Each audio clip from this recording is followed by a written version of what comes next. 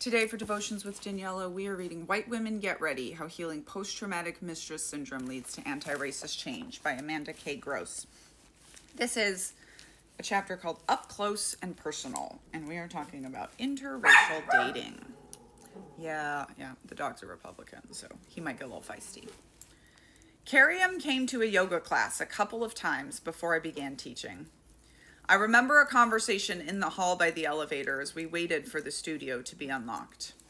There was warmth, perhaps a slight spark. But mostly, I was too preoccupied by my own thoughts to pay much attention. After my separation and that last dating disaster, I'd given myself time off from men specifically and dating in general. All that to say, I was not necessarily looking when Carium began frequenting classes, or when Felicia invited him to go with us to a line dance event, or, at least at first, when we lingered after class in the parking lot, standing and talking as the temperature dropped and the rain began to fall. It became hard to pull away. On one of those nights after yoga, he asked me out. By this point, I was ready. After months of not dating, I was giddy for a first date. Since line dancing had already been a theme for us, I suggested we go around the corner to the class at the senior center, where Felicia and I occasionally went. I had changed my outfit a few times and was already putting on my shoes when Felicia rushed down the stairs. "I don't think you should go line dancing," she said. I paused and frowned at the idea of sudden change. "Why not?" I asked. "It's just that not everyone there will approve of your bringing a black man. I don't want your relationship to start off with that energy. Maybe try somewhere else for your first date instead." Okay, then we would do something else. These potential ramifications had not occurred to me. I had missed the subtleties of what bringing Carium to a black community space on a first date might mean. I felt grateful for the guidance, Carium less so. When I shared with him Felicia's concern, he was annoyed. "I don't care what they think," he said. "But I do," I responded. "I don't want to offend people, especially elders." It turned out to be a lovely date. We spent some quality time with plants at the local botanical gardens, ate ice cream, and discussed current events and my blog. Afterward, though, Felicia's heating stuck with me, and my sense of self-doubt grew. If I hadn't known about the cultural landmines of going with Carium to line dance, what other offenses might I miss? Moreover, could I ever be prepared enough to navigate an interracial romantic relationship respectfully? What if things got serious? What if, gulp, we ended up having children together? The feelings of self-doubt rushed toward me. I was really beginning to like Carium. The thought of my ignorance causing him harm landed solidly in my gut. The line between denial and deference here is a fine one. In overcorrecting for the ways racism claims to not see color, I leaned into the analysis of our identities. I wish I could tell you that I began our relationship totally focused on Carium's individuality, and in a way that also didn't erase his lived experience. I wish I could tell you that I was fully able to honor my own individuality as well. But while there were many moments of appreciating him for who he was as a person, there were also others in which I was so focused on the rules of anti-racism.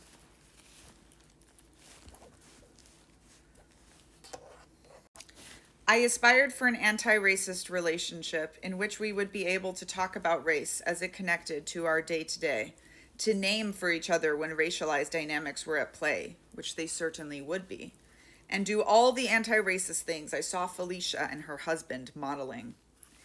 Carium listened when I shared these things, and he engaged to an extent, but he was not as enthusiastic as I had hoped. He had his own history with community development and organizing. I interpreted his lack of enthusiasm as a sign that this could never be the ideal anti-racist relationship I had constructed alone in my head.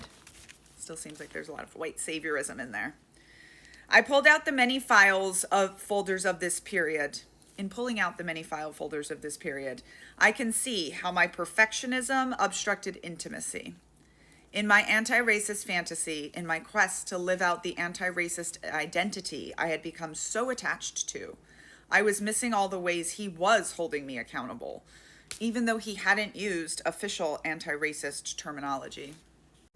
Along with files that attest to his lack of enthusiasm for the anti-racist analysis, there are ones in which he pushed me to go deeper in naming my feelings and challenged me to be more emotionally vulnerable.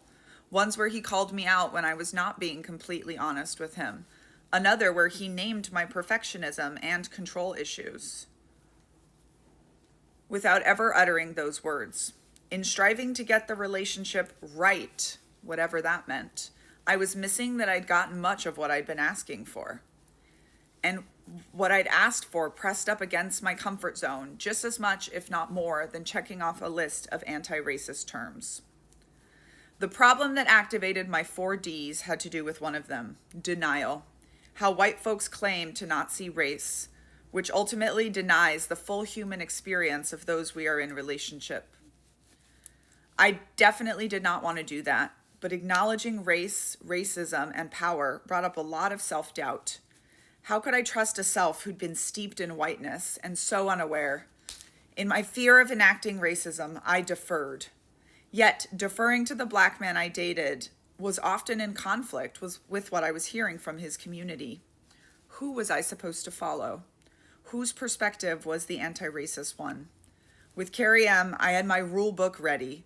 I defended it, and when I was disappointed by his response, I began to distance from him, from the relationship, and from my dreams of intimacy and connection with another human being. But what would it mean to go deeper than the surface of the 4 Ds? What are the fears and insecurities that the 4 Ds have been protecting from me? How has my over-reliance on them perhaps caused harm? In my attempt at self-protection, how have they prevented me from humanizing him, from humanizing others, from humanizing myself? What might it mean to go beyond the 4 Ds and humanize ourselves and each other within intimate partnerships?